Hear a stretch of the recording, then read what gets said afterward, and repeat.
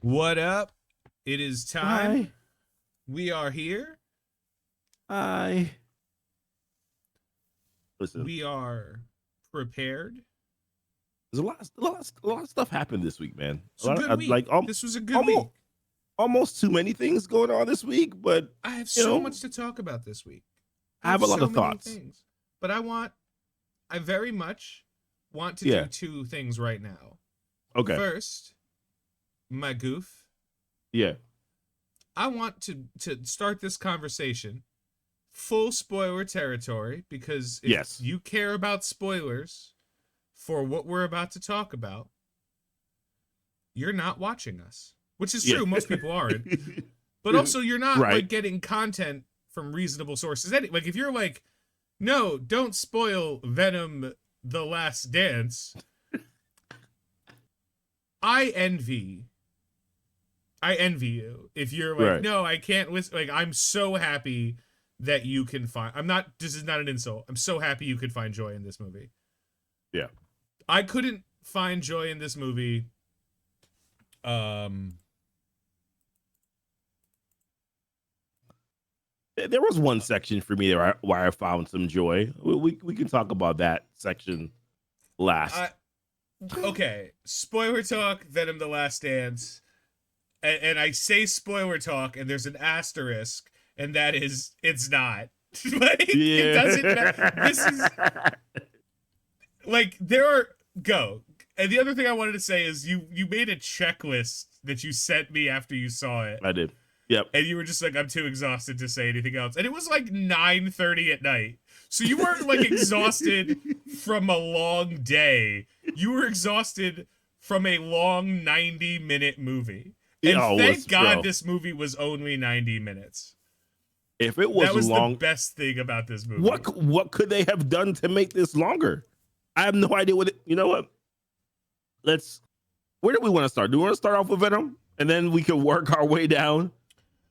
I want to start with Venom. Okay. All right. And So hold on. There's you okay. you want to pull it up first before I start? So what? Here, what's going on? Vladimir Putin. Here are my thoughts on the Venom movie. I went in with low expectations, and somehow this movie superseded my low expectations. Not in a good way. It went even below my expectations. Is what I'm trying to say. This movie had a good base story there. I thought it was an interesting base story. I'm like, oh no, okay. He wants to get, once again, this is spoiler alert. He wants to get the codex. The codex is only in this symbiote or symbiote host that has died before. Okay, get it? Makes sense. This is how we're going to this movie. All right. We find out that the only way that they can see the codex, somehow Venom notices already, that it's based on him transforming into his true form. All right. We later on find out that if they do get this codex, that the entire earth and the world is going to be destroyed. Because for some reason, by the way, it's always full destruction of earth. There's always there's no other ever any other time where anything else ever matters. It's always destruction of earth and destruction of the world. Here is where I begin to have some issues, right? I just copy and pasted what you sent me is into this what I said? and I put it. Yeah, like I couldn't stop. Like everything you said was funnier as it went on. Wait, am I streaming? Where am I streaming on? You're streaming on GnT. I am? Yeah, you're streaming on GnT. Okay. Yeah. A lot of my friends are here. What up, my friends? Yeah, Iron Wolf, what's going on, buddy? Oh my goodness. I have like 3 channels now on Twitch. Tony's naked in the kiddie pool. That's too funny. Why is my mic so high? My camera so high? Let's bring this down. Hold on. So Someone said they want me in the kiddie pool. Give me a sec. Go ahead. Continue what you were doing. doing. Go ahead. What a catch. So by the way, also we are watching the World Series in the background, just for full transparency, so that you guys are aware. So I guess since we have the list up, we might as well just go through it. Here's where I begin to get frustrated. Eddie and Venom know that they're being hunted, or not that they're being hunted. They know that they're on the wanted list. Yeah. And other than one time, I don't recall them ever looking at cameras to be like just looking around their surroundings to make sure that, you know what, we need to make sure that we're laying low and that we're staying away from these cameras. Now, one time, that's all I saw. When they were in the bar, that was it. After the bar, didn't make any sense to me whatsoever that they were not looking over their shoulders a little bit more. They were just, how many times did we see in the movie, oh, the camera caught them there. The camera caught them there. And I'm like, if they were just wise enough about this, they would have noticed where the cameras were and tried to avoid it. The first dumb thing that stood out to me. Second thing. But okay. Like, okay. like, we're gonna say but okay a lot. I'm gonna say. I'm gonna come in and be like, but okay, when we go to the next point. Then the next thing here is, so I understand that with the symbiote, that Eddie Brock is not destructible, but he is safe. It's harder for him to die while he's with the symbiote. However, when he's not with Venom and he's by himself, he's just a regular guy. He's a reporter. He's not a trained professional fighter. Than a regular guy. Yeah. Like I gotta quit. He's a schlubby fucking garbage guy. Right. He's like me. No, it's worse. He's like me. So listen, he's not worse. So he's for the sake of this conversation, it is worse. But this is the situation. So there are 6 trained professional soldiers, assassins, whatever the hell you want to call them. They're going underwater. He is underwater as well. Once again, I want to remind you that they are trained professionals. They put masks on that allow them to breathe under this water. Eddie Brock is not able to breathe under said water. However, this man seemed to have held his breath for about 3 minutes. Not only did he hold his breath for about 3 minutes, he didn't panic, really not one time. And also, he was able to properly kill one of these professional fighters, these professional soldiers, with ease that had gear on. How? Somebody please explain to me how. Also, let's get to the part where the aliens that are tracking them down are xenophages, which, if you've read Aliens versus Avengers comics, or you've seen xenophages before, somehow though they can travel the multiverse through these portals, but they're also able to jump across states lines. One of them jumped for all the way from Mexico all the way over to like Los Angeles, or I don't know how they're very fast. They're very fast.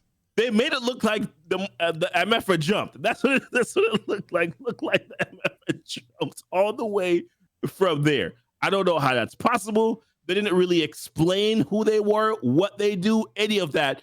That was also another thing that was relatively confusing to me.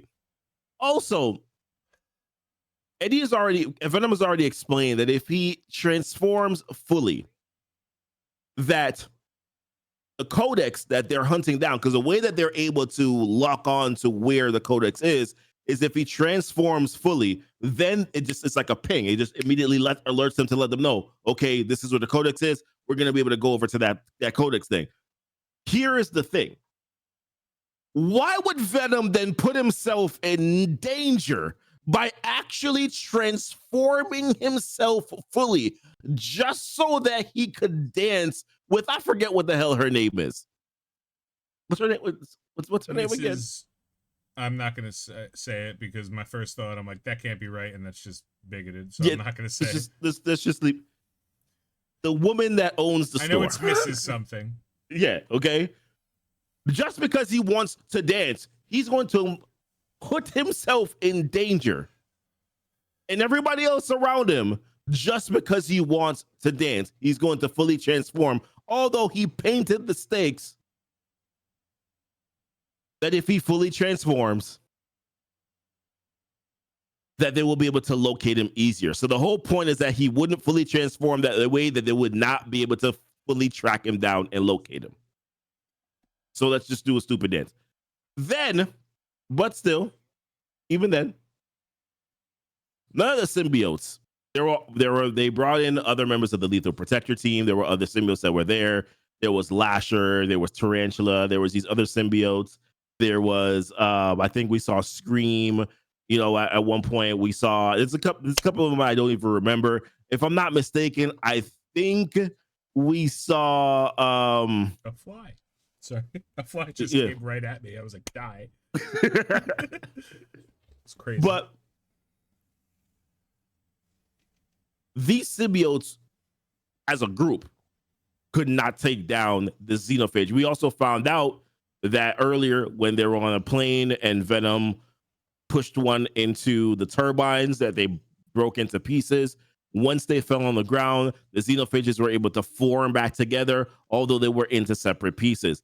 The symbiotes cannot go 1v1 or 5v1 versus these xenophages. However, my man Venom was able to carry 6 of them on his back. 6 of them on his back. All the way to the Area 51, 55 facility that was there. Carried them with sure willpower. To the acid bath. To the acid bath, by the way. And let's talk about the acid bath, guys. Remember these xenophages that, you know, if you blow them into pieces, they can still form themselves back together because they're just that good? Somehow, the acid bath was able to destroy the xenophages completely with a little bit of acid and then some bombing. Also, by the way, I didn't add this part in. There was I don't even know, was it a car door or something like that Venom gave to Eddie? And somehow that was what the fuck are you asking questions for? So when they blew up Venom and the 6 or 5 xenophages, just a simple car door or whatever of some sort was able to shield Eddie from the blast. It didn't shield the xenophages though. Bro, I'm done. This movie is dumb as heck. It is one of the dumbest, like another Sony movie. It is stupid. It's not as bad as Madam Web, but it's close. So it's just close. So hold on. Let's not say anything we can't take back. First of all, Iron Wolf made a comment. Maybe some Venom rubbed off on Eddie. He's been joined in the years for this point. They made a comment in the movie to say that Venom and Eddie have only been together for about a year. Yep. 1 year. All of the events from the first Venom movie to Venom The Last Dance take place roughly over the course of a year. A year.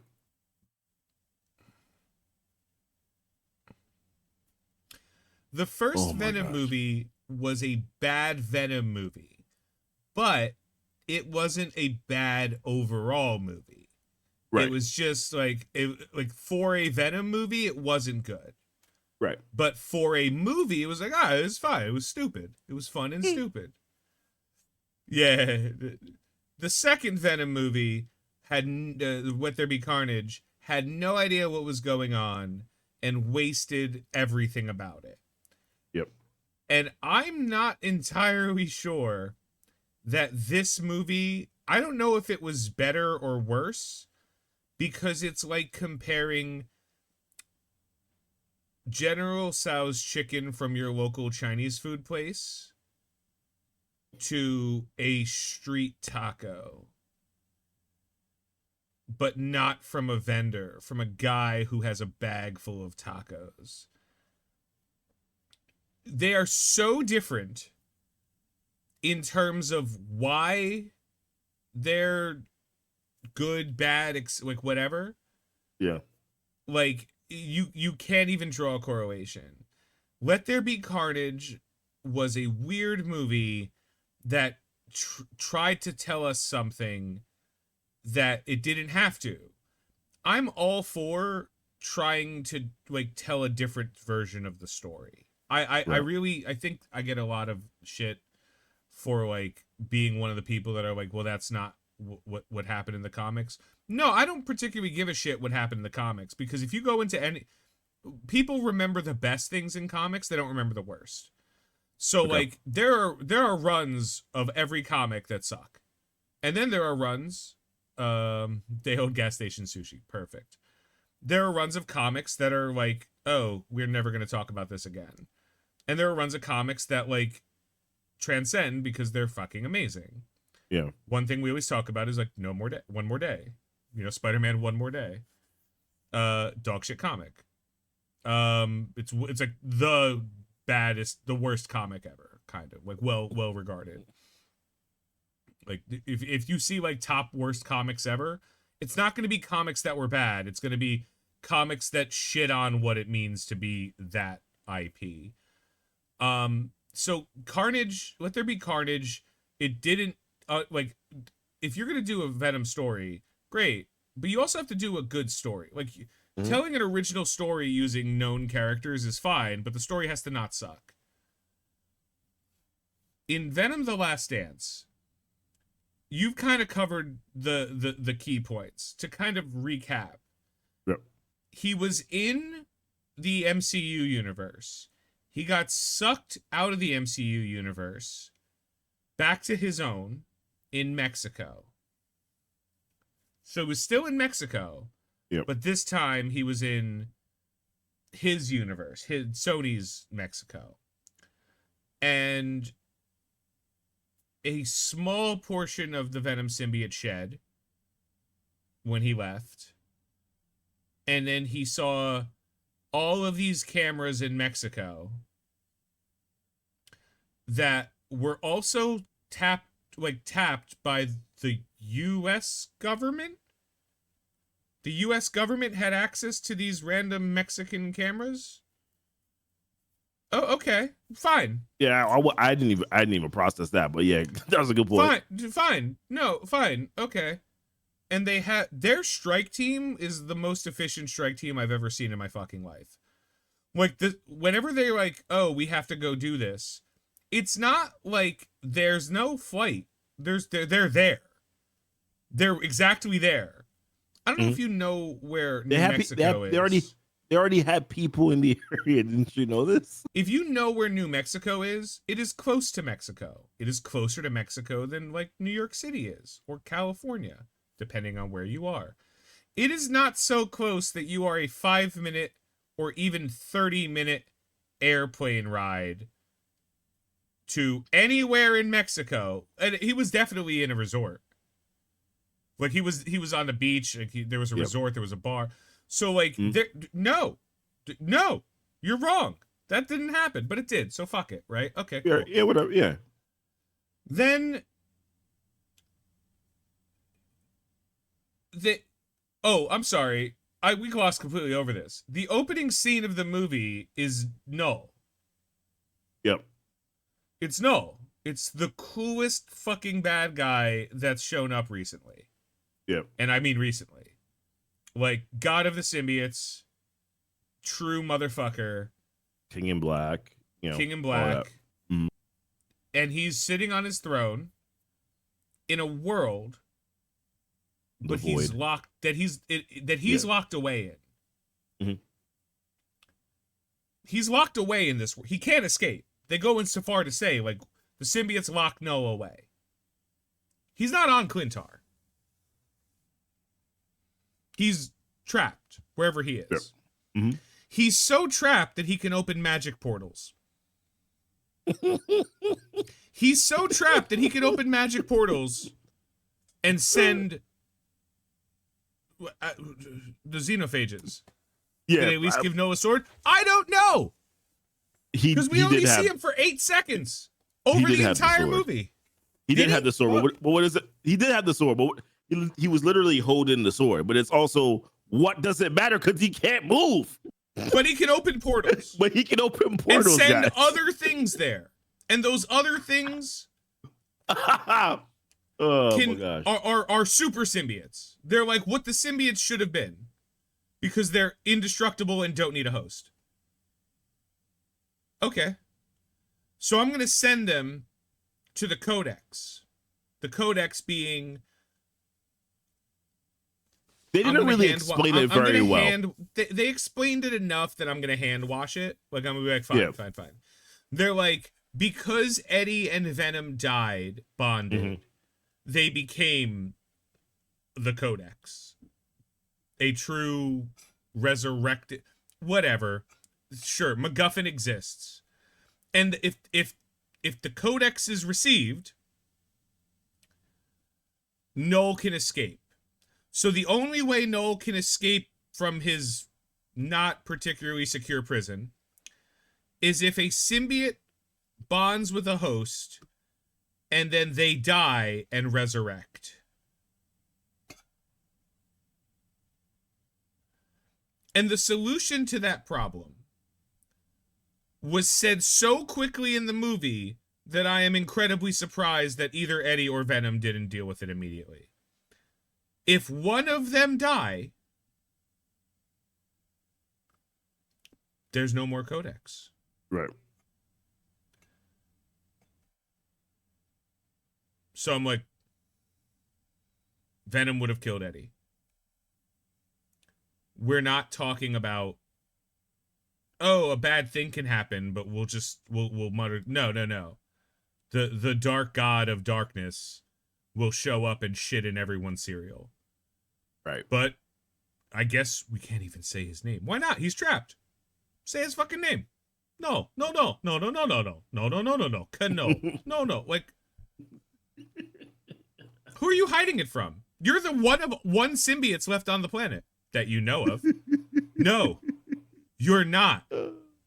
There are so many symbiotes on this fucking planet. So many symbiotes. There are so many. The street is littered with symbiotes. The fact that we are not symbiotes right now is insane. The fact that Jared Leto's fucking Morbius wasn't also a symbiote is crazy. There were so many symbiotes. There was like 40 symbiotes. Okay, fine. Then, hey, we got this guy, Pat Mulligan, right? Mm-hmm. And he's in the comics. He's actually bonded with the spawn of Carnage. Toxin. And they did that at the end of the movie. Oh, that's who he was. That's who he was in the thing. He was Toxin. No, he wasn't Toxin. But that's what they were saying. He was supposed to. They were saying he was supposed to be Toxin. Bro, it doesn't look like Toxin, but they were saying it was supposed to be Toxin. I never told you that it was good. I never told you it was a good idea. I'm just saying. He was this. They said that he was supposed to be. This teal serpentine symbiote. I'm not gonna lie to you. I kind of thought that was kind of fire. Yeah, no. There's so many things in this movie that would have been cool if it wasn't in this movie. I was like, he looks kind of dope. I'm not gonna lie to you. He looks pretty good. Every symbiote was cool. Remember that symbiote that bonded with somebody and then immediately bonded with somebody else? There were two dudes in it? I was like, that's cool as fuck. That was pretty dope. There were so many cool things in this movie. The There problem were. was the movie got in the way. Yep. The stupid.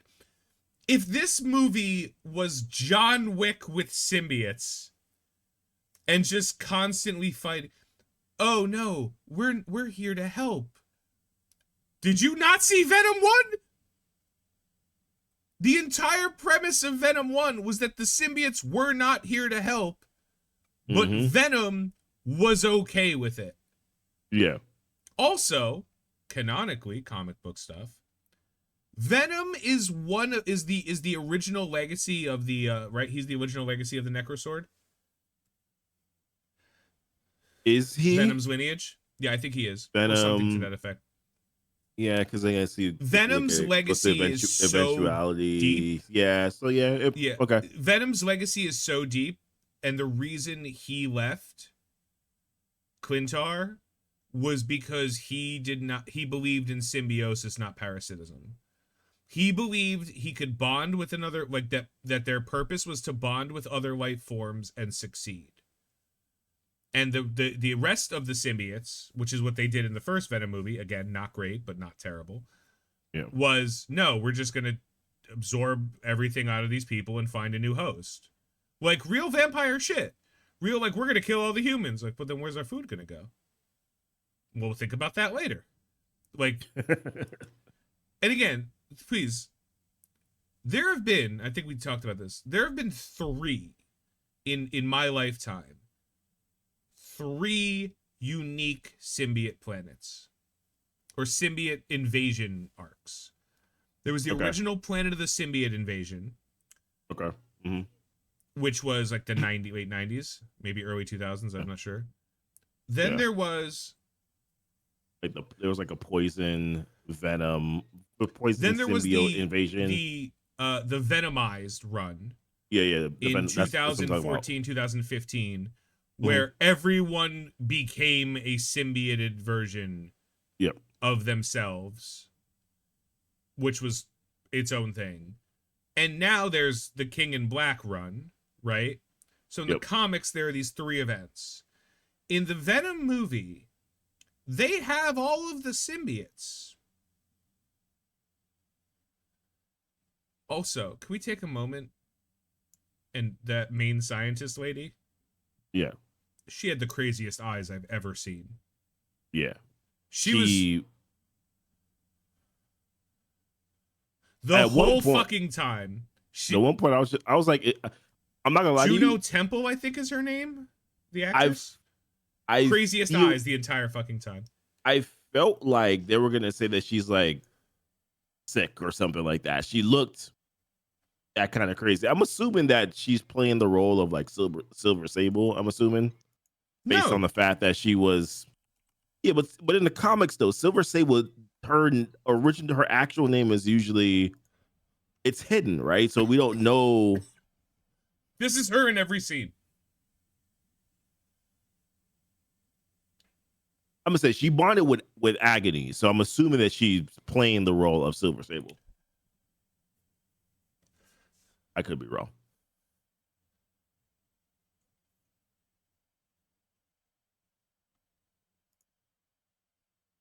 Craziest eyes.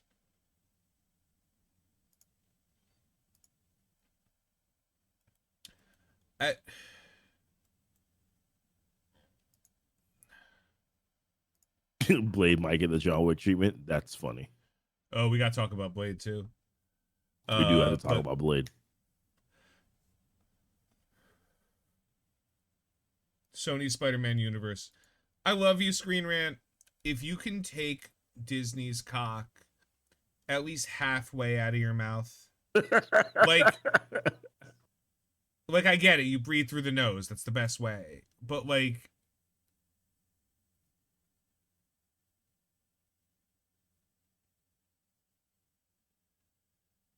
this movie had no redeeming value. Like, the one redeeming value that they had, they destroyed it by killing all the symbiotes. But why were they? Why? What the fuck was the point? Also, every single symbiote that was held in captivity which just happened to be a G. Not one of them was like, fuck it, I'm gonna eat people. They eat people. No, they only eat brains. chocolate and chickens. They eat brains. Only chocolate and chickens. What are you talking about? Every single one of them was like, I get it. There was the xenophage, the monster that none of them could beat. Also, they're all scared shitless. Also, they're all running. What are they running from? None of it mattered. Running from Null. Why? Because he'll come by and kill everybody. Why would you say that? What reason do we have to believe that? Because it happened. Yeah, but you haven't shown us Null do anything. But he hasn't done anything, actually. He's summoned a portal to make a monster show up. Yeah. Nope, nobody? Nobody could beat that monster? Also, that monster was cool. Because it didn't eat you. Yeah, it was. It didn't eat you. It was a wood chipper. It's... Yeah. Exactly, yeah. What was this movie rated R? I don't know what this movie, bro. I don't know what this. Oh, that's a crazy catch. Oh my god, that was a crazy catch. Yep. How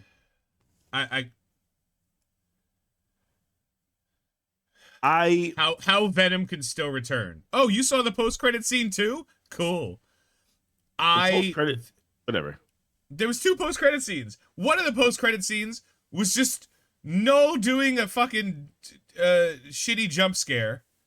Yeah. Saying some shit I that will doesn't return, matter. basically. He didn't say the words "I will return," but that was and then basically another what it meant. one was like, Area 51 is ruined. Right? It was destroyed, and then someone escaped. I think it was the bartender or something. And then they showed that a vial was broken, and a cockroach or a bug was walking up to it.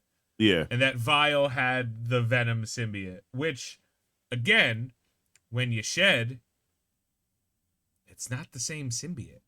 It's a new symbiote. Yeah, well, I guess the way I looked at that was, okay, if it's a piece of Venom, they're gonna play it as they could bring Venom back, but because he has the hive, and maybe he still remembers himself as Venom. Oh damn! Yep. Wow. Yep. That's a grand slam. Fuck. Grand slam. Wow. And that's the end of the game.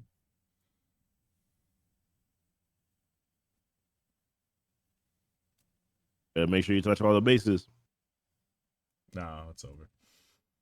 Yeah, I know. I'm just saying. Oh, jeez. Was it the first pitch? Was it the first pitch? Gee.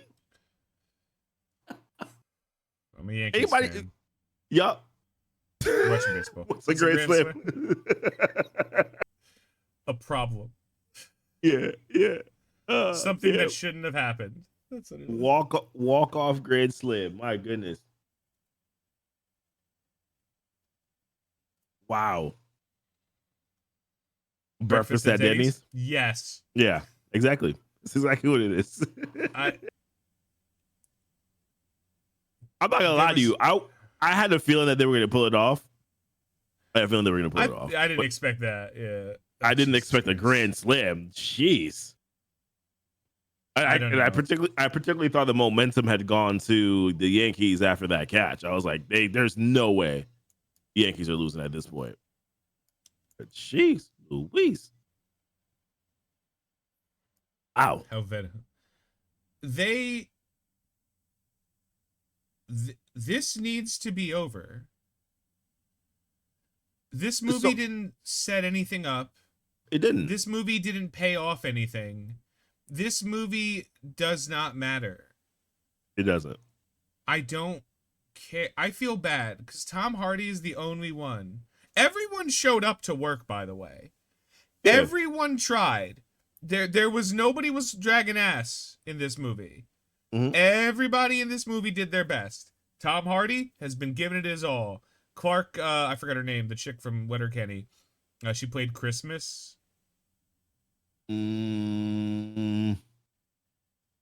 Black chick, Christmas tree, bonded with the symbiote. Let me look her up. Clark Clark Bako? something is her name. Yeah, Baku. Bako, yeah. She's awesome. Mhm. Letterkenny, all day, every day. Letterkenny, watch it. It's the best. She was great. Chiwetel Ejiofor is always great. Ejiofor, yeah, he's phenomenal, always bro. great. Oh, yeah. Watch Shorzy too, of course. Shorzy's over now, though. Question mark. The only person I wasn't a fan of was whoever played Mulligan. I was like, this feels a little bit too intense for me, but okay. Like, he's doing it. Listen, man. Everybody delivered except Crazy Eyes. Even Crazy Eyes. I love how they gave that bitch a backstory. I love how they gave random bitch a backstory. Oh, my arm doesn't work because I got electrocuted with my little brother who died. So now I work for the NASA anti. Yo, thank you for reminding me. Why did that bitch need a backstory? Who the fuck are you? I appreciate you reminding me of that because I'm not gonna lie to you. I saw her running and I was like, "What's wrong with her arm again?" For the life of me, she was holding her brother's hand and he got struck by lightning. You know what it was? She lost her ability. I might have been taking a bite of my sandwich when that was going on in the movie, so I missed that part. Dr. Payne's symbiote explained. Is Agony Venom's replacement? Oh yeah, Sony, go for it. All in, Sony. Agony. Give us a movie with Crazy Eyes McGillicuddy. All of it. Go Sony. 30 million a day. That's how much you need to spend. Sony sucks so much. I can't. The significance of Eddie's trip to the Statue of Liberty. Go ahead. Tell me. By the way, worst ending of a movie ever. Worst ending of a movie. What's that? It sucked. What's that? But no. I forgot. You know what I forgot about? What? I forgot that they cast Rhys Ifans, the guy who played Connors, and they showed him in the trailer, and his exact purpose in this entire fucking movie was nothing. Was to be someone Eddie had to save eventually. Right. Who wrote this fucking movie? Oh my god. Sony sucks at making movies. They do. It's official, suck. Man. Sony is trying to destroy anything. So yeah. My disappointment was I went to go see this with Desi. This is the first time that we've met up in probably almost a year. So we're like, last movie we saw was The Marvels, which once again wasn't good. Wasn't good. So then we met up to go see this one, and we both left and said, "Bro, we're not doing this for Craven. we're not doing this for Craven, bro. There's no possible way that we're gonna go watch this in the theaters." Oh, what a terrible movie. The movie was terrible. It was a terrible movie. There's nothing else I can say. It's a terrible movie. And when I say it's terrible, it's terrible. I try to find the silver lining in everything. There was none here. There was none here. Get drunk. Watch it on streaming. Yep. That's the call. No, better deal. Better deal all in. Watch it on streaming while playing a video game. Yeah. You won't miss anything. It's on in the background, so you'll look over when cool shit's happening. Yep. There's cool shit. At one point, Venom was in a frog. I did forget that point. Yeah, it was cool. There was cool shit in this movie. Yeah, it was. The problem is, the movie sucked. It was terrible. Dog shit movie. Craven might be a Craven decent movie might be decent. The problem is, I can't believe that because Sony is terrible. Yeah. It feels like Sony is purposefully trying to destroy anything Spider-Verse Like a crazy ex-girlfriend who love hates burns all of your pants, underwear, and socks. The difference between those two things, Iron Wolf, is that there's a chance I might still fuck my crazy ex.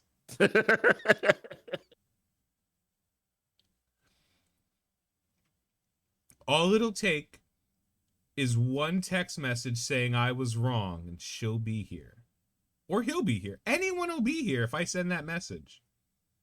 Just, and no context given. I was wrong. Sony is the worst. They're bad. And I said at the beginning of the stream, and I'm going to hold myself to it. I envy anyone over the age of 12. When you're a kid, it doesn't fucking matter if it's good or not. You know what I mean? Like, yeah. At some point, there's a line of demarcation there. I mean, yeah, yeah. But like, I envy any adult who sat through Venom: The Last Stand and left and was like, "Yo, that was dope." I wish I had that childlike sense of wonder. Like I lost that ability at Ant-Man and the Wasp Quantumania. That was when I lost the ability to say, no, it's fine. It was then when I lost the ability, guys. Now I look at everything with a very... Hold on, I found the quote that Noel said. Your champion has fallen, planets will be mine, the king in black is awake, I will kill your world, everyone will burn and you will watch. Okay, first of all, who's he talking to? Yeah, Second who's left? All, the champion hasn't fallen because the champion, assuming this is Venom, was his key to release. Yeah, the popcorn bucket Venom does look dope as shit. But again, that's insane. Could you imagine? Oh no. Could you imagine Sony trying to do the Avengers, but it's like Morbius, Madam Web, Kraven, and Venom versus Null? I'll be honest with you. My fear is that they're cooking up like an Andrew Garfield symbiote Spider-Man that bonds with, well, obviously it's a symbiote Spider-Man and bonds with the Venom symbiote. But I feel like that's what they're cooking up. And that's who Noah will face.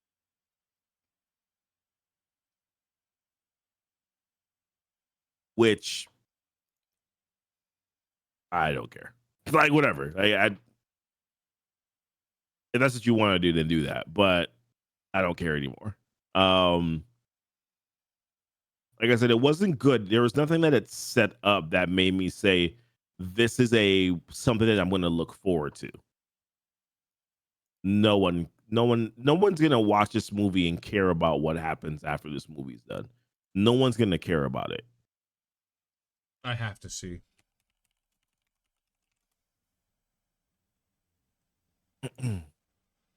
Rotten Tomatoes, show me Venom.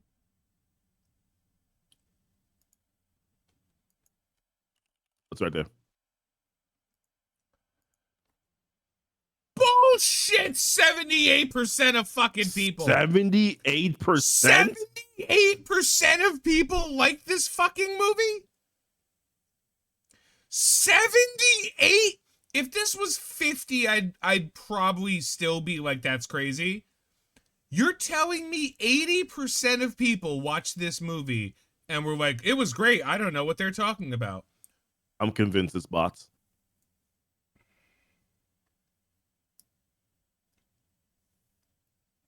It's bots. It got to be bots.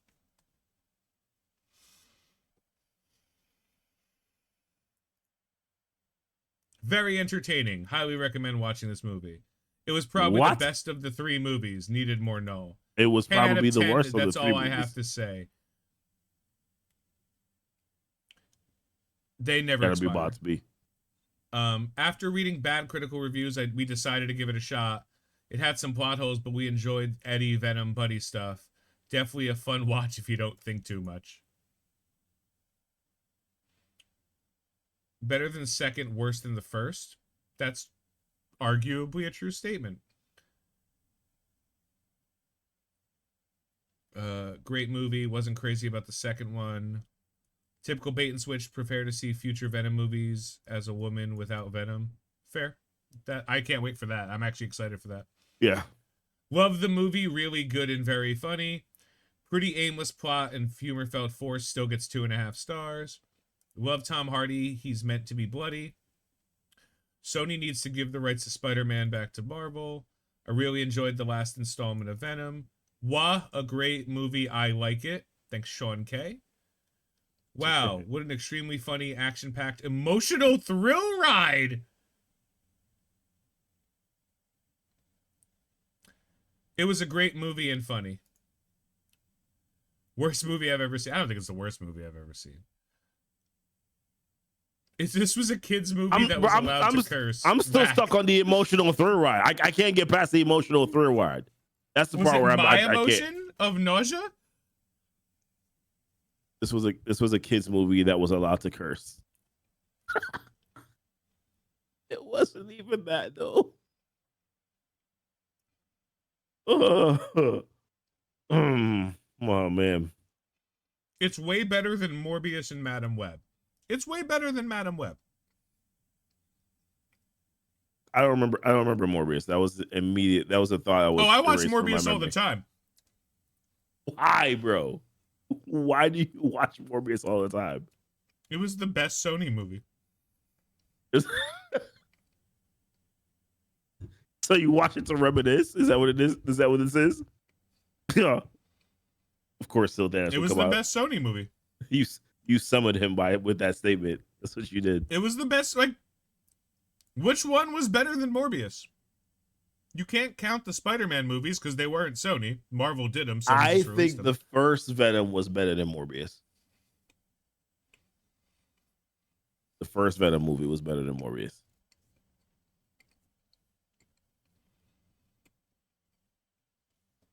Speak on that. It was fun. The first Venom movie was fun. It was different. It had terrible plot, but there were some emotional moments there where I was like, okay, all right. Quote the first Venom movie. Anything from the first Venom movie. I can't quote anything from the Morbius movies. You can't quote anything? You can't quote a bat sense for the uninitiated? Don't remember it. You can't. Don't remember it. Don't remember it. It's Morbid time? Don't remember it. I don't remember it. I'm telling you. I've only watched those movies once. One time. Remember when Morbius said it's Morbid time and then morbed all over the place? It was crazy. Literally once. I've only watched those movies. Keep in mind. I've never had a desire. Keep in mind. When I say Morbius is a better movie than Venom, we're doing it on a scale of 1 to 10. And I think that Morbius is a rock solid 4. 4. It's high praise.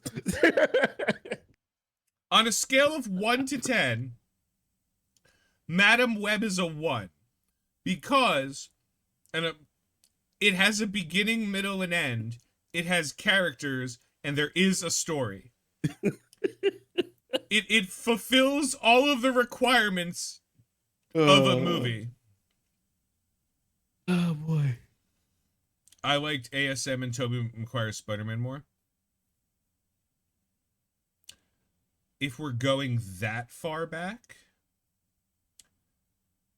Oh, but this is like ASM, the first ASM, I think was a very good movie. I think that was their best movie. That was their best movie by a mile. Like the first Amazing Spider-Man as a movie, like ignoring everything else, that was a really good movie. It was a really good depiction of Spider-Man. Like, just like specifically Spider-Man. I would even go so far as to say that was like a high 7, the first ASM. Yeah, The second one was hot garbage, but the second one was complete doo-doo caca pee. yeah. The original Tobey Maguire Spider-Man were all bad movies, but they were fun. Everyone, even the third one, which was bad, and the worst of them, was still kind of fun. The third one, the thing about it is the third one was halfway good. Like the first half of it was fine. It was just Venom. They truly fucked up Venom. That was where they it was. They tried to do too much. They were like, "Hey, Sandman's back," but that was like, but it didn't matter. Those were not good movies. None of them were good movies, but they were fun movies. And if first they're movie, on TV, I'm not gonna turn them off, but I'm not gonna seek it out, right? Because I've rewatched those movies. Like last year, I rewatched all 3, and they don't hold up. Some of the acting holds up, dude. There's a scene where James Franco, I'm sorry, I apologize, admitted rapist James Franco, is like eating pie. He's like, so good. I'm like, yeah, that was a meme because it was so fucking bad. Yeah. Like, so those movies were, but still being said, those movies were still miles better than anything that's come out of Sony recently. Morbius. It's Morbius, Venom. 20%. JK doesn't play. Morbius, Venom, right? Morbius is 4. Venom is, the first Venom's like 3.8. It's not quite, but it's there. They're in the area. And then, like, the bottom is Madam Web, like the worst movie they've ever made. You mean Electro? Iron Wolf? Yeah. And then, what else? There was Venom 2, which was slightly better than Madam Web, kind of. Okay. And then there was Venom 3, which is worse than Venom 2. I'm not even talking about from a Venom perspective. I'm not. It, like, if you're a fan of Venom, you have to hate this fucking movie. Like, you can't. This is like, I'm a fan of Batman, and then like you watch a movie where Batman is just shooting babies in their crib in a hospital, and you're like, yo, I love Batman, but like, yeah, but that's clearly not Batman. It's a guy in a Batman suit shooting babies in a hospital. Like, you can't. These are not the same thing. You could be a fan. Like, if you're a fan of Venom, you can't fucking be a fan of these movies. Yeah, they're not. They're not comic book accurate movies. You can enjoy these movies. I would watch the fuck out of Batman shooting fucking kids, but it's not a Batman movie. Y'all are ridiculous. Nobody who's like, I like Venom, saw this movie and went, wow, fulfilled for my love of Venom. Like, I've been like, that's great. There's no way. On the other side of this, if you're like, oh, it's comic book, it's all fugazi bullshit anyway, if that's where you stand on this, like, if that's your like your brain, there's still nothing in this fucking movie. What are the stakes? A boss, the main character being a bad. Keep in mind, in the opening scene of the movie, Venom eats 4 people's heads. He needed that for the next day or 2. Not saying those people didn't deserve it. Just saying, when your main character is a murderer, not a killer, a murderer, straight murderer, we have what's called an anti-hero, the lethal protector. You have an anti-hero. I don't feel bad when the anti-hero dies. I feel bad if the anti-hero dies without achieving his goal. But the anti-heroes got it. Like, Walter White was supposed to die. Sorry, everybody. Walter White was the bad guy in Breaking Bad. There were other bad guys. Walter White needed to die.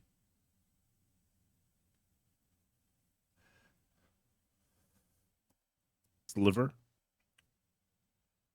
What sliver are we talking about? The Sliver symbiote?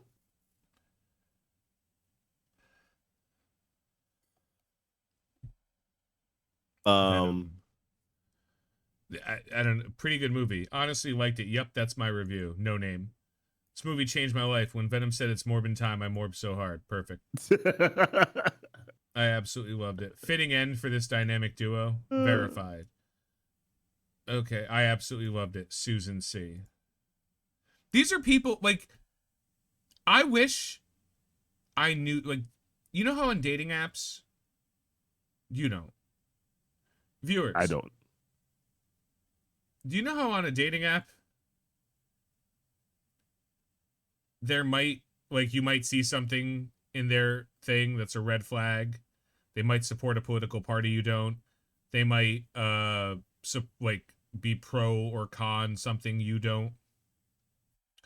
Like, that, like, I want the IMDb rating of certain movies to just show up over people's heads. I'm not innocent, Jay. I've just been with the same woman for 15 years. A prompt that's, what did you think of Venom the Last Dance? Yeah, like, I want to put my stuff on the internet and be like, hey, swipe left if you enjoyed Venom the Last Dance. Because, not because you're not a good person. Not because I think less of you. Because I know we're not compatible. I in my soul, if you told me, oh no. If you told me I liked Venom the Last Dance because it was so bad we made a drinking game out of it, great. Or you could connect your IMDb reviews like Spotify or Instagram. Yeah. There are people that could be like, yo, I really like The Acolyte. I'd like, please tell me why. Yeah, you're not innocent as a person. You are free of sin unto the Lord, as you do not have the dating app universe. Movie starts slow but is action packed. The movie is action packed. Like, that's technically correct. Yeah. It's just, there was some lows. There was like one or two lows in there. Mejor que el sexo, cigarette, redhead.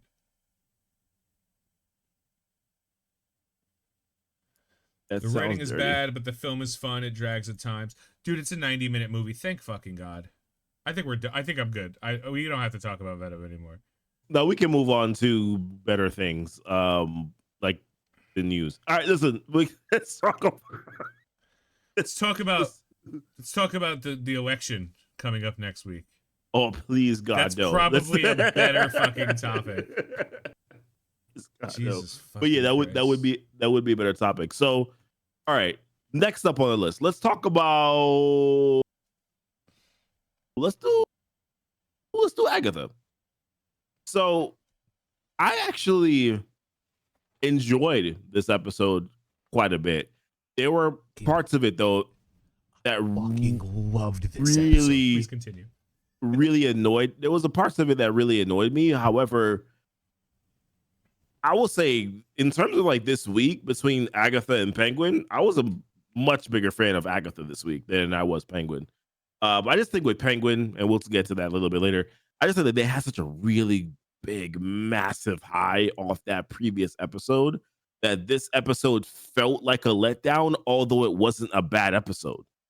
It was just that you set the bar so damn high with the previous episode. But with that being said, Agatha was some really good storytelling because this entire time we thought Lilia was just a kook, was just absolute bat-ish crazy. But to pay off her story in a way where it's like, she's living through like this is another thing I have a question about too. Like she's mentioned how time is not linear, which was interesting to me because that was something that Kang said. So I'm almost wondering if this was sort of kind of written with that King still being the big bad of this whole thing in mind.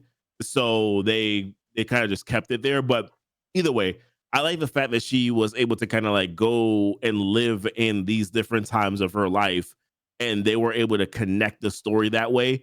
I thought was beautiful storytelling. It was phenomenal. Also, Patty is freaking amazing. And like this playing, like her playing that role was absolutely spectacular acting. Spectacular acting. Like she sold it completely. Um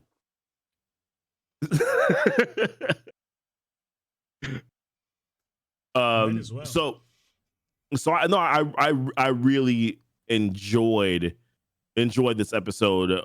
Like I said, storytelling. There was that twist, that little twist was great.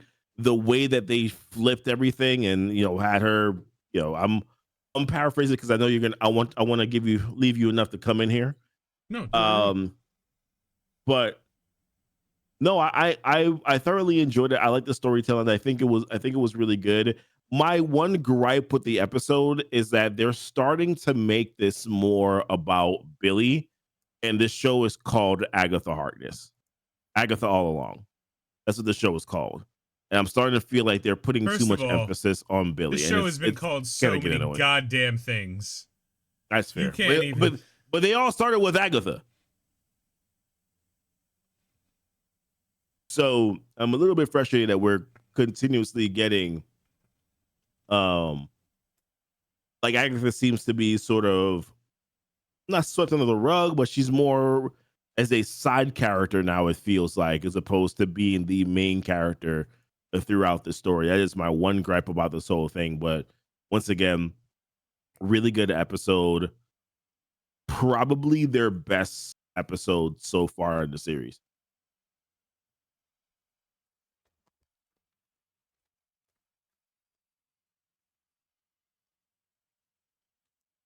I loved everything about this episode. Sentence over. I loved Billy in the Maleficent fucking costume. I loved the story, the storytelling, yeah. The way they chose to show us Lilia's slipping.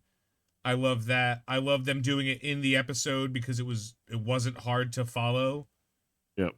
They had set that up really well earlier. Whoever wrote this episode, whoever directed this episode, bravo. I love the Rio reveal finally. Rio is death. Yeah. I love that Jen is alive. I think Jen doesn't die. She's the path forward. I think they've confirmed that. Yep. I'm also not entirely sure that everyone who died here stays dead. Also, gonna say it's becoming more and more clear that we didn't see Lily's body. Yep. She's probably dead.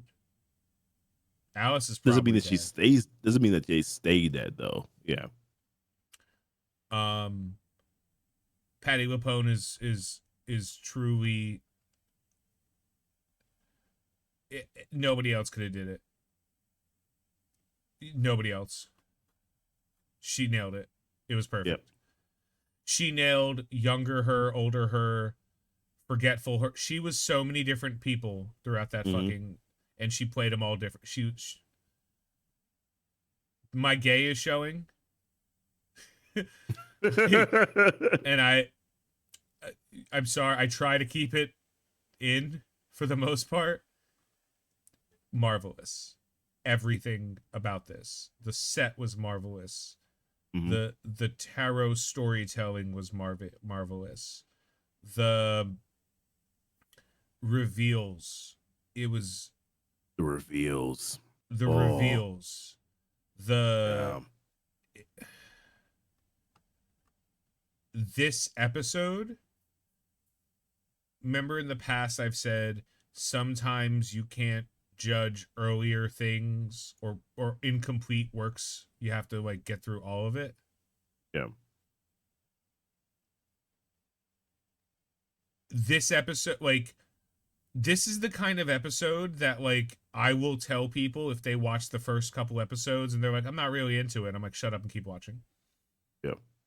Like, shut up and keep watching. If you get to episode, what was it, 7? If It's you get 7. to episode 7, if you watch all the way through episode 7 and you don't believe that this show is worth your time, fine. I'll give you your time back, whatever it takes. But like, everything needed to be told in the way it needed to be told to get where we Mhm. are. Next week is the double finale. Yep. I will 8 be and 9. live. I will be live next week. So I'll say it now. I'll also put a post in my Discord.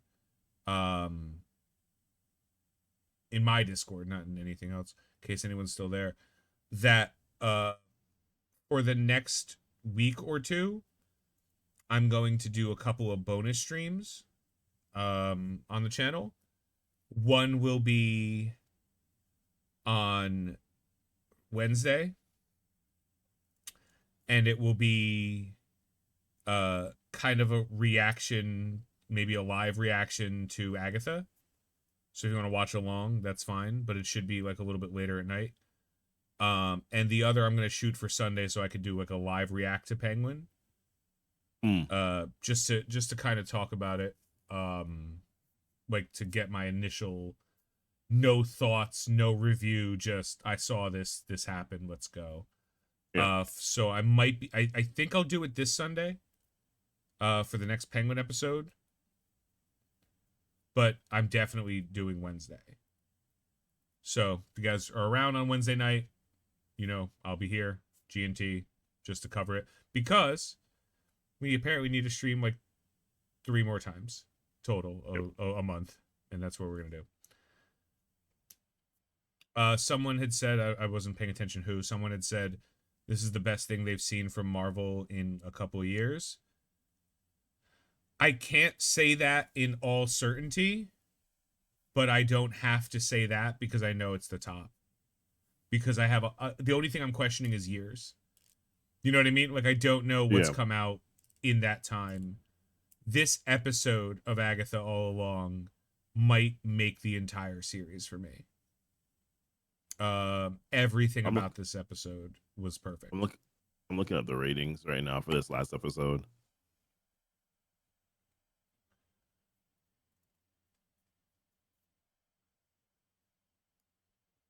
Yeah, it's on IMDb right now. It's sitting at a 9.2 out of 10. That's fitting. It's up there. I didn't even watch it when it came out. I watched it the next day with Tim and Matt. Matt was there. And Matt had not watched anything up to this point. So like we paused He in the just middle. watched that one episode. Well, me and Tim were watching. He just jumped in. Okay. He's like, "What is this? What's going on?" We kind of gave him like a 10-minute like this is what you've missed. Okay. And at the end, he was like, "Fuck." Yeah, there he is. There's Tim. Yeah, like Matt was like, "Fuck." like we almost didn't want to say like the previous episodes weren't this good. Like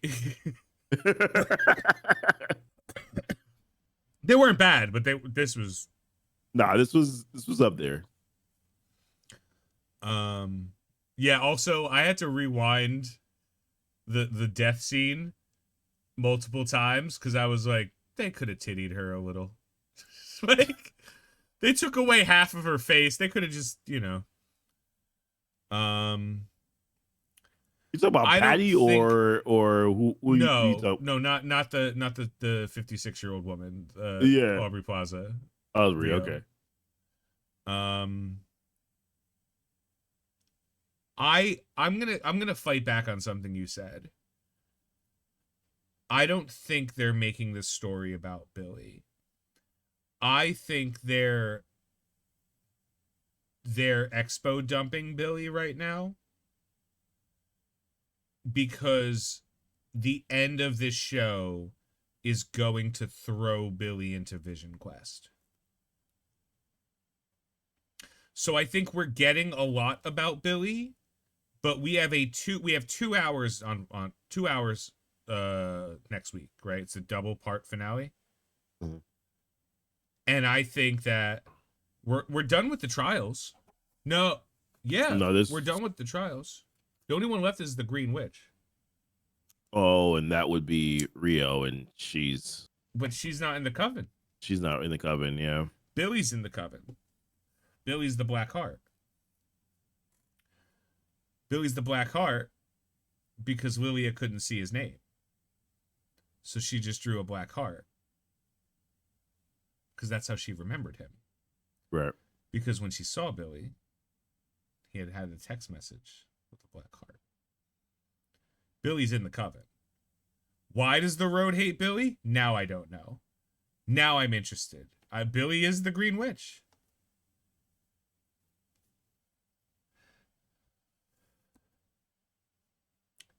And Agatha, we have been getting just enough on Agatha to be like, cool, what's going to happen? So the reason why I say I think to the audience, whatever, Audience. yeah, Audience. to the masses, there is, and this is just me talking to other people who are watching the show, you know what I mean, and just saying, Yeah. I'm like, yo, what do you think? They're like, oh, why?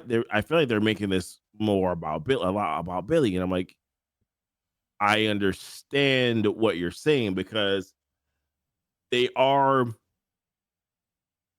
displaying him a lot more than they did in the first few or so episodes. So it doesn't really feel like a Agatha show anymore. Now, I suspect that we went through Lilia's trial, all that now we're going to start shifting back around a little bit more to Agatha herself. But just the last couple episodes here, episode and a half, right? I felt those a bit more geared towards Billy. We had one full Billy episode that, like I said, I didn't like the order. I didn't like seeing that in the middle. I'm kind of sick of that cliche. I almost don't like seeing death this early either, but okay, it's technically the last episode. I'm okay with it because I feel like when would have been, I would have preferred it's either this is my thing. I would have preferred either like much earlier or the last episode. So being that we're kind of going into the home stretch, it kind of makes sense that they're bringing it in now because it's important for them to know for what's coming in the next 2 episodes.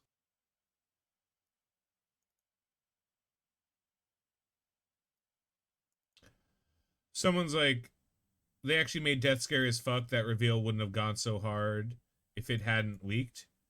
Bro, if you didn't have the idea that she was Death without having seen, like, there were people I thought she was, but like, if you didn't, like, if the character of Death wasn't on the radar for you, you don't pay attention. So for my thing, I thought about it. I was like, would I have been able to guess that by if I didn't know about the Funko Pop? And I thought about it, I was like, I would have been able to guess Death. I just don't think I would have been able to pinpoint it as it being her. Does that make sense? Like I probably would have thought, oh, okay, is this Agatha? Is it like I probably would have when Death's name was on the fucking but what I'm saying is like I don't watch these episodes multiple times, right? I just watch it one time, and usually when I'm watching it, I'm doing dishes, I'm cooking, I'm whatever, you know what I mean? So like I'm not intently watching it as much as I probably should. So like just initial thought, I was like, I probably wouldn't have thought it was her. But if I was sitting there properly paying attention, I would notice it. But it is a unique skill though I think to kind of pay attention to that stuff. So I don't expect the I'll expect 75% of the audience to notice that was death. But Just like I wouldn't expect 75% of the audience to realize that when Billy was in his room and they were talking about, all the deaths that were going on, that those were actually linked to Agatha. Like, I don't expect people to know that either. You know what I mean? Yeah, but like, there's a difference between Verbal Kint's Kaiser Soze and Aubrey Plaza's death. You know what I mean? Like, yeah, you could not by the time you watched, what was it? I want to say The Usual Suspects, but I don't think that's the name of the movie. Fuck. Why did I want to say The Usual Suspects? Is that the name? Am I wrong? Is it The Usual Suspects? Fuck. Either way, I don't know. I was reading Aya Wolf's comment. Either way, and like, Jay's comment. When you're there and you're hearing the storytelling, you understand that the guy Verbal Kint is lying, but you don't even for a second believe the reveal at the end. It is one of the greatest cinematic reveals, because going back and watching it a second time, you can see clues, but there was no way you would have ever, there was nobody. Usual Suspects, yeah, thank you. There was no way you could have known. But knowing ahead of time made the clues a little bit more apparent because you knew what to look for. Mm-hmm. In this is not a masterpiece, right? Like, this is not a reveal this isn't Signs. This is an M. Night Shyamalan level twist. Something was up with Aubrey Plaza's character. She wanted to kill Agatha. Mm-hmm. And then over time, it became more apparent she wasn't just another witch. Yeah. So maybe not specifically knowing that Aubrey Plaza is death. That's crazy. Yes, that's not there. But the biggest hint, can't possibly I think, be a reveal. Yeah. It can't. The biggest hint was the board. Like, when the board spelled out witch, you were just like, and then the fact that she stayed back with Alice, you were just like, oh, okay, all right, okay. I guess we'll just wait for that to come to fruition. Mr. Sharp. You know what I mean? Yeah, Mr. Sharp. It was the other one. The other thing that happened where they were in the record studio, and she's like, "Yeah, I'm just here to follow you and collect the bodies." Mm-hmm. Like, there was enough that you were like, she's up to something. Her reveal as Lady Death, that was not something people could have, like, inherently seen coming specifically, but her reveal as something more than just random fucking witch, if that caught you, bro, I got so many things for you to read. I'm gonna blow your mind. Did you know that Darth Vader was Luke Skywalker's father? What? Crazy. Insane. By the way, what is that thing on top of her head, by the way? What thing on top of whose head? Lady Death. A crown. Crown? Is that a crown? Okay. Yeah. Spoiler alert, yeah. What other spoilers? Oh, at the end of Planet of the Apes, they were on Earth the whole time. What? Yeah. Again, these are reveals that, like, you couldn't have guessed. But after you know, it changes the story. Someone could have guessed, like, oh, is Aubrey Plaza Death? Or, like, an agent of Death? Or Mephisto or something? Like, being shocked that she is Death, that's not crazy. Being shocked that she's somebody? Dads are people that show up, Tony. Vader never sent a birthday card. Oh, it's fucking good. Oh yeah, there was as you even commented, like there was good humor in this episode too. Not Mm. too much, but someone said, "Damn," using his full name after someone called him teenager instead of teen. I think Jen said it. I was like, "This is perfect." Jen was great. Jen is my favorite character. I think I don't know who it was. I'm gonna say it was Tommy Bechtel. Because I do like Tommy Bechtel. I think Tommy Yeah. Bechtel was like, oh god, what was he talking about? Oh, yeah, he was like, I don't think Jen doesn't have her magic. like, I, because like, yeah, she didn't do anything magic related, but I feel like she wasn't bound at all. Like, a whole bunch of non-magic users bound her. Like, how the fuck did they figure that out? Like, and I think when he said that, I was like, oh shit, you're right. That is stupid. How the fuck? Like, she might not have lost her magic. She might just have one of those like mental blocks. She's like, oh, I can't do my magic stuff. The songs at the end of each Agatha episode will reveals clues. Yeah, yep. I'm looking forward to rewatching Agatha start to finish after it's done.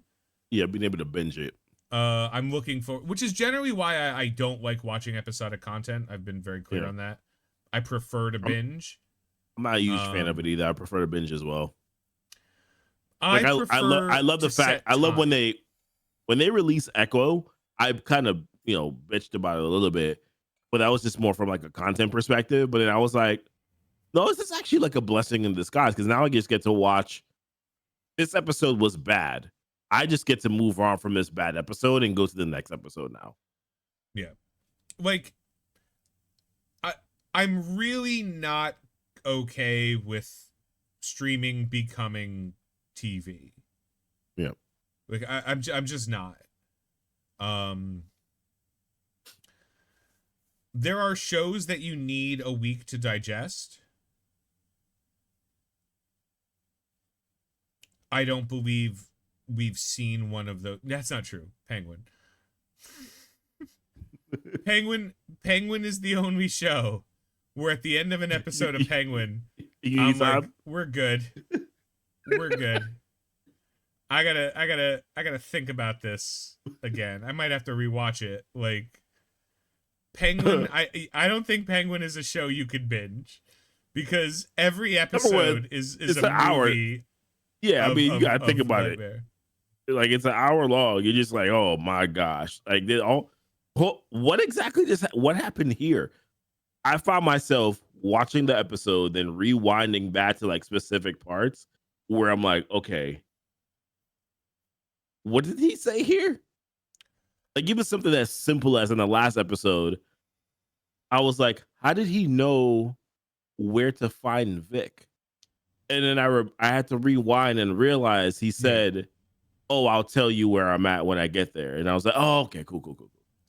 Like, even still simple things like that. I was like, what? Because there's so much happening.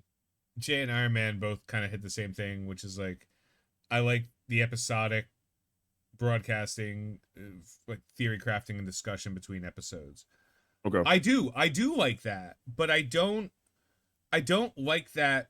Like, that never happened in Friends. And I'm using Friends as an example. Or How I Met Your Mother. Like, water cooler, that happened in Lost. Lost was a show where you had shit to say about that episode of Lost. And you didn't miss it. You didn't miss Lost, because if you missed Lost, you didn't see it. Unless you DVR or TiVo'd it. Okay. So, like, there's it works for drama, and it works for,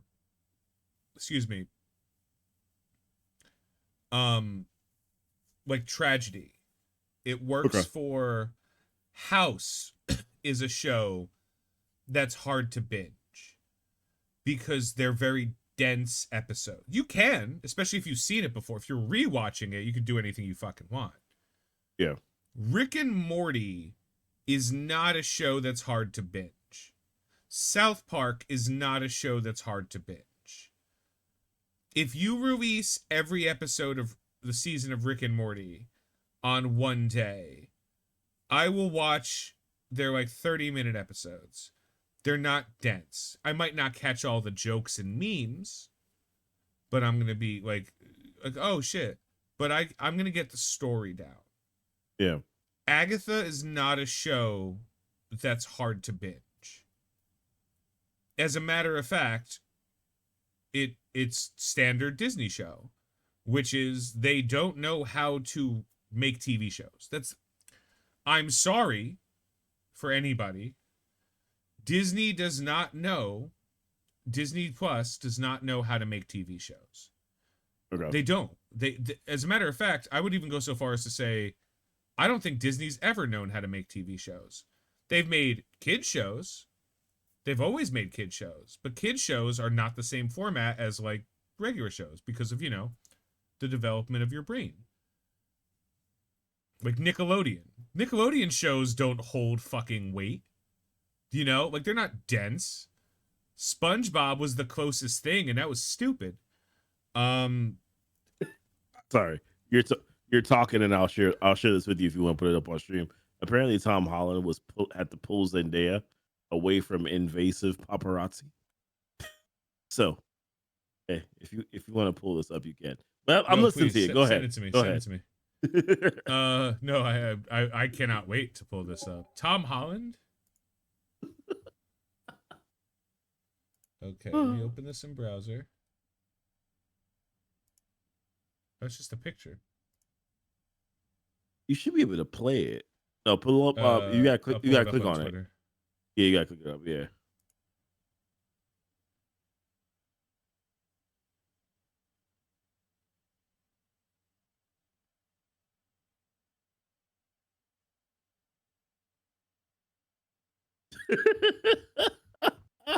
Oh my gosh. Yo, people are crazy.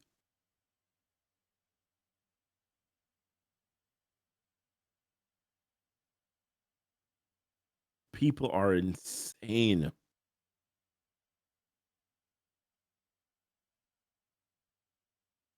Did you see him like drag that one thing down?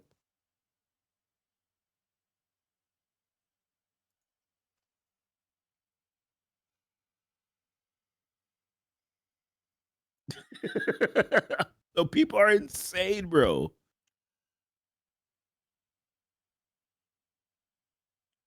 Tom, baby, you're lucky that everyone there was nice. Yeah. Because no, I don't like I agree with you on that one. Listen. But like if a 5'4" dude knocked my iPad out of my hand, there might be some problems. We're gonna play a game of front hand, back hand. You know what I'm saying? There might be some hands. The hands that are coming might be free of charge. You understand? That said, for what it's worth, Zendaya did stop to sign the shit. She did. And if you saw her too, she kind of gave him a look of like, nah, like it's good. And he was just like, no to F.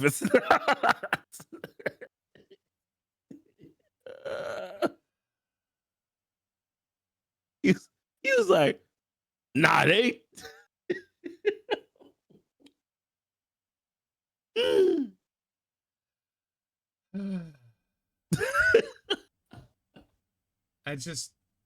Oh my gosh, man. I'm telling you. Tom Holland is so small. There were actual fans there too.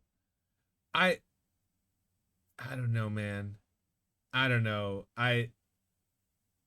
That's a tough one because as a celebrity, you should be treated with respect because they're right. People. But they're not people, and they chose this life. There are So celebrities, so it comes with the territory. The thing about it is though is that,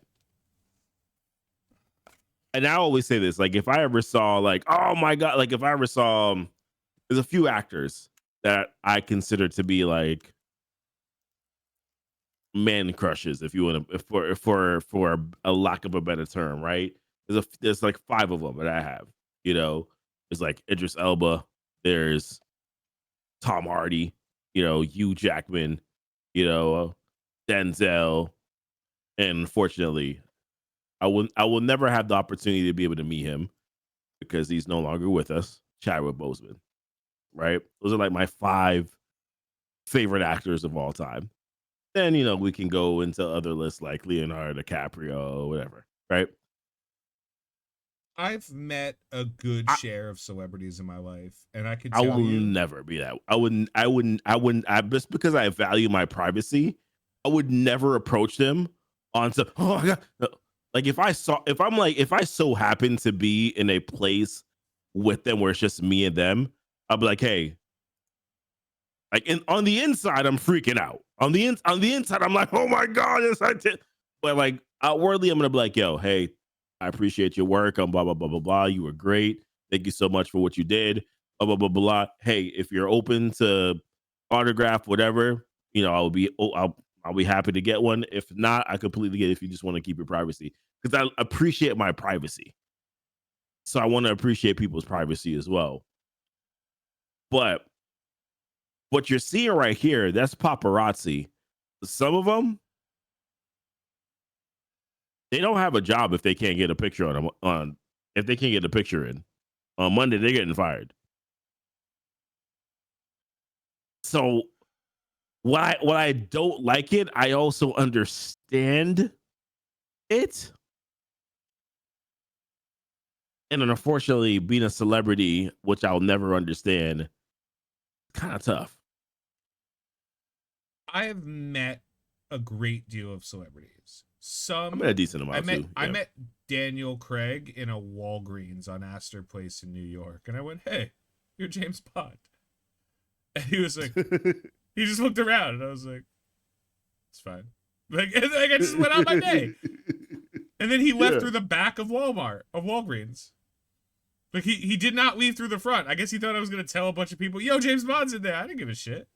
Mm-hmm. Like, but I did say it loud, and I was like, that's kind of a dick move. Yeah.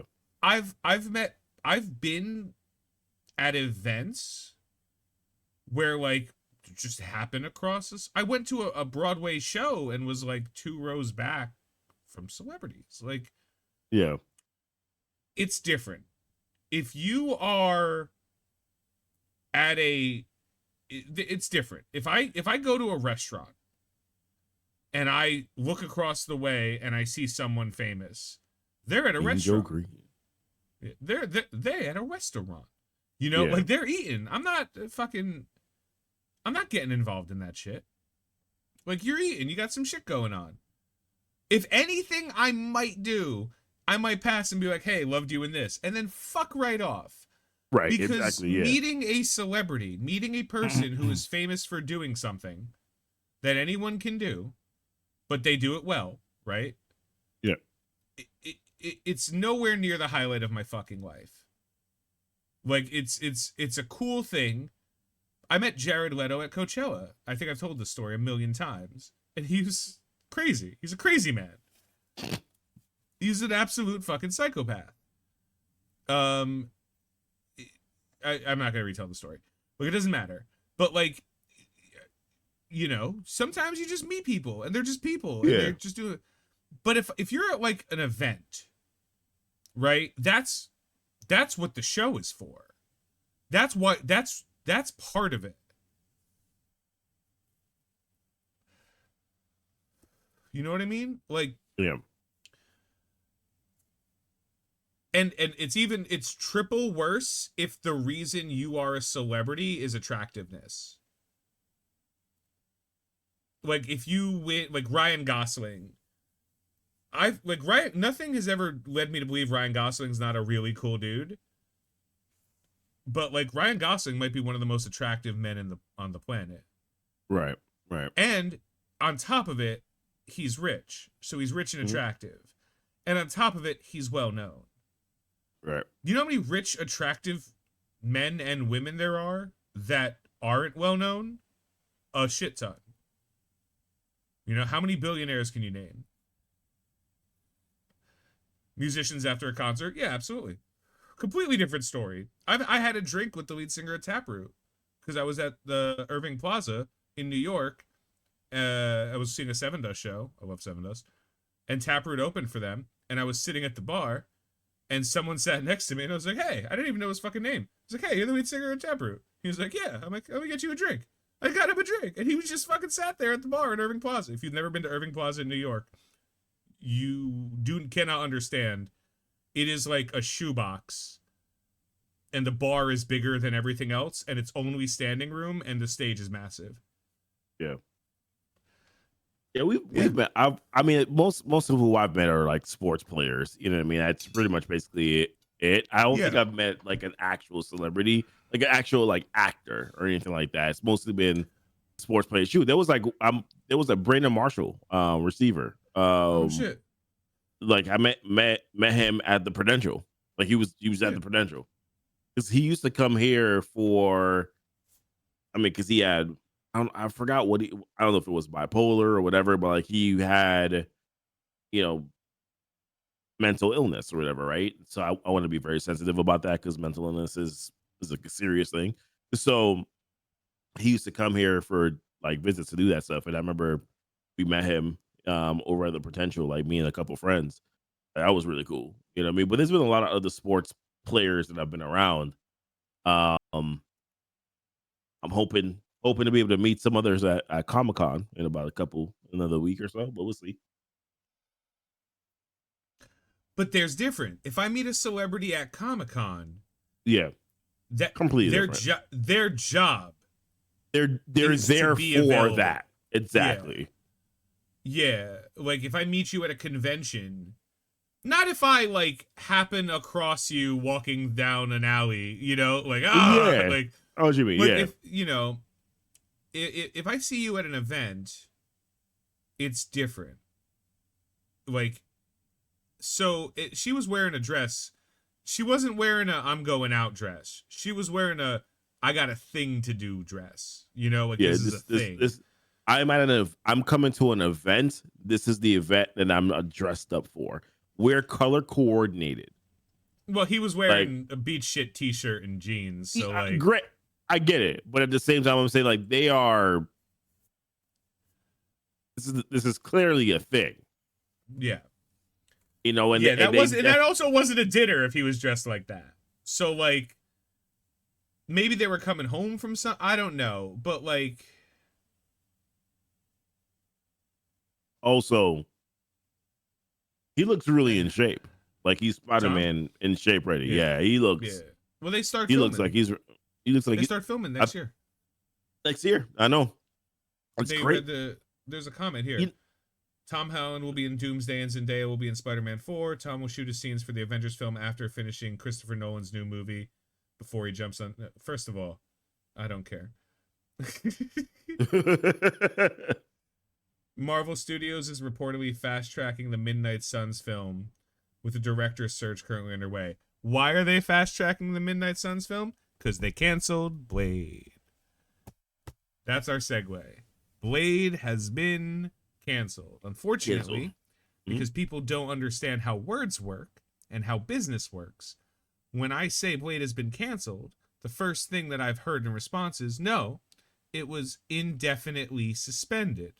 Now, see, there's where we go into it, Jay. Thank you for saying that. Indefinitely suspended is not a phrase, is a different phrase. It means something different to people outside of the industry. Inside of the industry, indefinitely suspended means we have canceled it. We are not progressing anymore on it. We are done with it. You mean like the Gambit movie featuring Channing Tatum? Yes, that movie was never canceled. That movie was indefinitely suspended. Indefinitely suspended is a way that people can say canceled without justifying canceling anything because it's not you can't cancel something that you haven't started. Mm-hmm. But indefinitely suspended means we might do it, we might not. It's Well, might not. canceled. It's canceled. It's canceled by all definitions of the word. I was gonna do something and now we're not. Yep. It's canceled. We might do it again, then it's uncanceled. Like Blade has been canceled. They removed it from its release date, and they've mentioned that we are not working on it right now. Yep. And in the same days, they mentioned that they're fast tracking the Midnight Suns. They're not doing Blade. How the fuck they managed to shit the bed so hard on Blade will always be hilarious. I don't understand how you bring in the Midnight Suns in a way without bringing in Blade. They're going to bring in Blade. He'll be in that movie. It's just they're not making a Blade movie. Okay. It costs too much. They were, dude, everything bad that happened, the writer's strike, COVID, everything. Yeah, that sucks. And I'm happy they canceled Blade because there was a lot of things they should have fucking canceled and didn't in the last 4 years. There's a lot of things that kept going even though it didn't matter. Echo, Secret Invasion, $200 million. Do we know who's going to be Midnight Sun? No. No, we don't know. We don't know Armor Wars. We don't know what's happening. We don't know anything because they don't know anything. Who are the Avengers, Goofy? Couldn't tell you. Last I heard about Armor Wars, as you talk about it, they decided to repurpose a lot of that for Vision Quest, which primarily is the whole Ultron thing. That's basically what they've basically repurposed. Captain America: Brave New World confirmed February 2025. Daredevil March 2025, part 1, I believe. I believe they're doing half the season and then half. It's supposed to be like 8 episodes or something like that.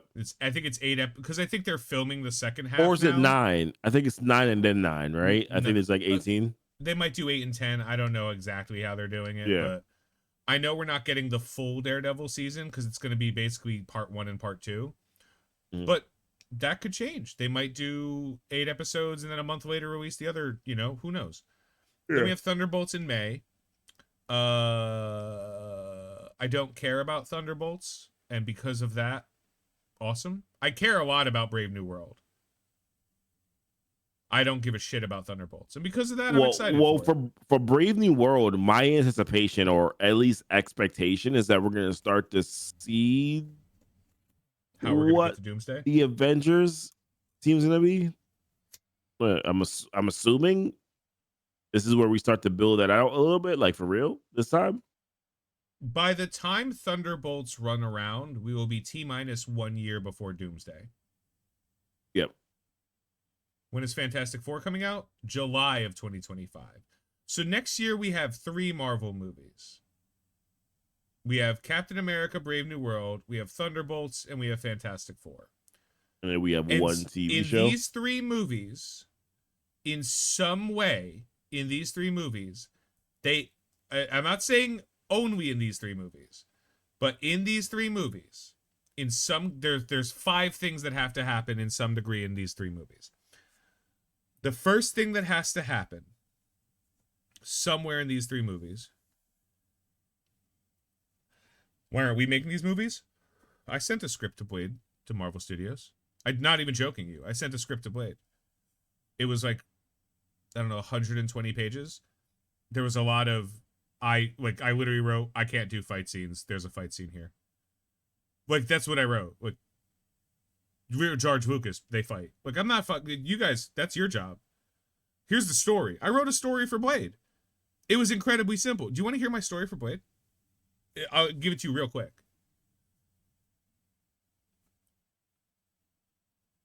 It starts. I know where this goes already. Go ahead. Okay. It starts off, I'm not even joking. It starts off during the snap. This is how I wrote it. It starts off during the blip. In that 5-year period where everything went to shit and nobody knew what was going on. During that time, and it's the first, it's not even the first half, it's like the opening scene. It's like it says the year. Like and during the blip, you know?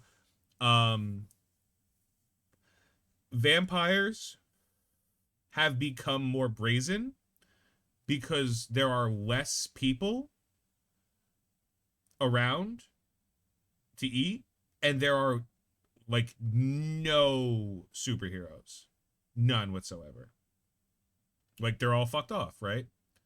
Mm-hmm. And in they're not in New York. They're in I just said a small town in middle America, specifically America. And then they're starting to like rip this town apart, and then they all die. Like they're all killed, right? And all you see is a sword glint because it's at night and like there's bullet and gunshots and shit. A sword glint, blood drops off of it, and you hear a voice say, "So many motherfucking vampires." That's it. And then it current movie. Like that's the opening of this movie. Then it's current movie. We go to current day. And we are in London, England.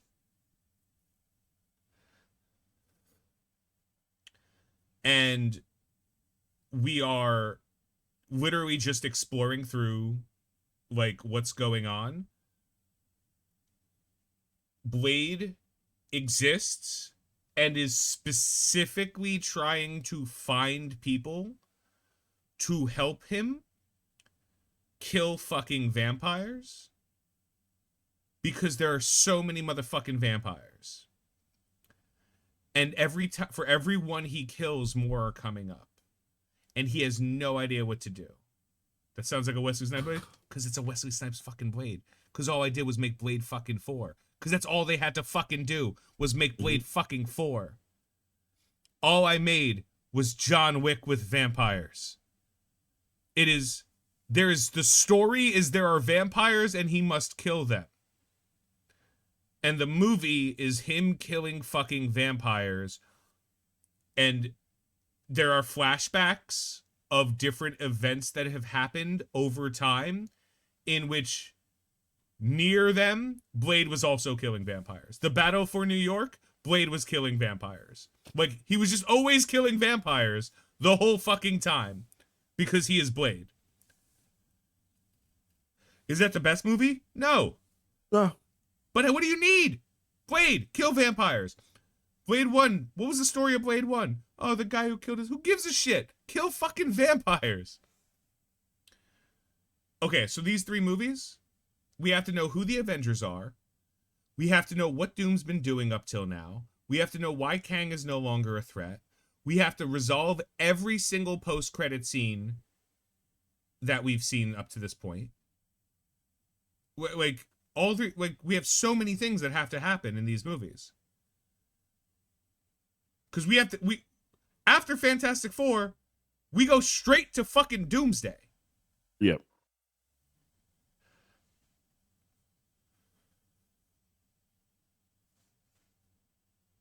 And I think they said Spider-Man 4 is taking place post-Doomsday, like in Battle World. Oh. I don't know.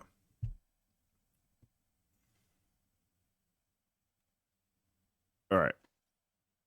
So, are we talking about Penguin? Other than it's great? You can finish off on Penguin. Good.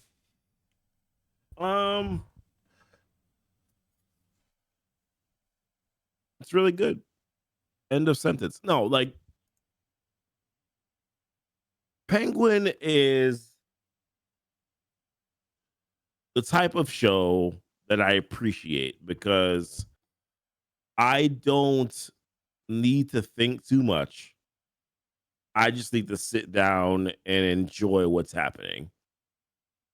And that's it.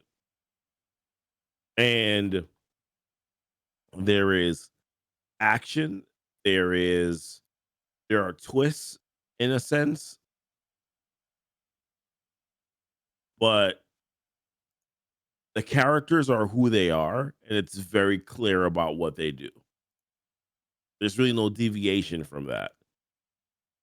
And I've appreciated watching that series so far just based on that.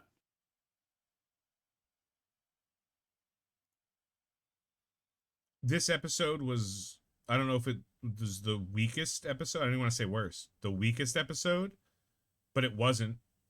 Everything is progressing in a Mm. way that needs to. Penguin is dead. Everyone's dead. The two big bad guys are working together. Yeah. Penguin is Penguin has a lair now Yeah. in the one area that no one's gonna fucking find him. The part that Uh-huh. was flooded in Batman. He has a crew that is his. Sophia doesn't have a crew. Sophia has mercs that she's bribing. No one has loyalty to Sophia, Yep. but she's got money. So this episode was like compared to the previous one. This episode of Penguin was like a, all right, let's breathe. Slow down. Catch your breath. Let's remind everybody what we're fighting for here. Yep. And that's it. Like, dope. I don't know what else to talk about. Like, I would love to talk about more Penguin, but this episode didn't reveal anything. It Yeah. just, in lieu of the previous episode, it just pushed forward. It was like I said, it was a heavy breathing episode, and now Yeah, we're gonna get for sure. to some real stuff. And as far as the question of anything DC movie related, they've sucked for so long that the only thing I care about is this Batman universe stuff that's happening. Yeah. I don't believe they mentioned. Let me see comic book movies. We have Peacemaker season 2. We got a helmet reveal. And I think that's the only DC thing that happened this entire week. Oh, Creature Commandos, which is DC Studios. So Yeah. whatever is happening in fucking Creature Commandos is canon to the new DC universe. Yep. Featuring 4 characters I could give any amounts of fucks about. Yep. One is straight up Bride of Frankenstein. That's some guy. That's Weasel, and that's Fish Chick. I'm sure it'll be fine. It'll probably be fun, but this is not what I watch DC for. Hey, no. So I think that's it, right? James Gunn confirmed Rupert Thorne and okay, don't care. Joker 2 is on track to end its theatrical run at 220 million, 5 times less than the previous film. Biggest disappointments in comic book movie history. Releasing digitally on October 29th, a theatrical run that barely lasted a month. And its budget was, oh god, it barely broke even. James Gunn reaction to AI generated trailer for Superman. Vomit. James Gunn, whoever's blowing smoke up James Gunn's ass needs to stop. But yeah, I think we're done. I don't think there's any other things to talk about in anything. Here's the first look of Spider-Man Noir. Great. It's cool. So, yeah, just next week, Cecil B. Demented. Yeah, we watched that last week. I'll be probably Sunday night, but definitely on Wednesday, I will be live giving some reactions to Penguin and just, live reactions to those and then Agatha before we go, because we got to get a couple more streams in. So it'd be cool if you guys showed up. That would be dope. Other than that, be safe, y'all. Goofy, you got any final thoughts? No. Venom sucks. Agatha was really good. Penguin continues to be good. Oh, and just to finish that thought, I'll watch anything except like a Sony product now. Like I'm not giving, like what I'll watch is not the same as what I'll give money to. Right? Fair. Like I will Completely go to fair, theaters to see a movie. I'll go to theaters to see a movie, but I'm not subscribing to like I'm not subscribing to Disney Plus to watch what Disney has. Yep. But Agatha's close to getting me there. Agatha's been that good. And if they turn it around, then it'll be worthwhile investment. Penguin is a Max subscription, which is like, you know, fucking everything. Jay, you were supposed to message me the other day. Message me anyway. Anyway, good night, everybody.